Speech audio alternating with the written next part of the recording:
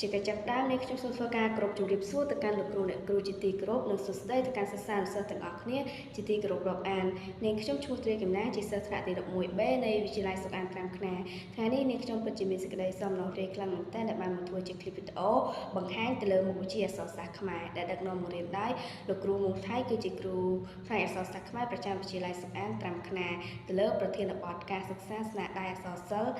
រឿងព្រះវេស្សន្តរទូជាដកនេះខ្ញុំធ្វើការសង្ខេបត្រង់កាន់ទី6ចូលពន្ធប៉ុន្តែមុននឹងឈានចូលដល់ការសង្ខេបត្រង់កាន់ទី6ចូលពន្ធរបស់នាងខ្ញុំក៏សូមលើកយកចំណុចខ្លះៗនៅក្នុងទស្សនវិជ្ជាប្រវត្តិមកបង្ហាញដូចតទៅរឿងព្រះវេស្សន្តរទូជាដកគឺជាមានប្រភពចេញមកពី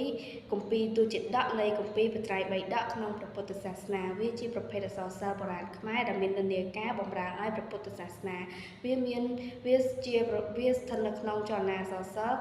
ពុទ្ធនិយមសុទ្ធសាធដែលរៀបរៀងដោយលោកឈឹមស៊ុំឥ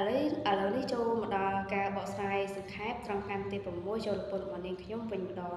ការចេតបទចម្រៀងព្រៃបានជប់លៀងការជជក់រួចក៏ពិពណ៌នាពីផ្លូវនិងធម្មជាតិទៅកាន់អាស្រមរបស់ព្រះវេស្សន្តរហើយថែមទាំងបញ្ជាក់ថាបើដើរបានបន្តិចទៀតនឹងជួបព្រះអាចិតឥសីដែលតែងតែគង់នៅធ្វើពិធីបូជាយញ្ញនៅទីនោះតាជ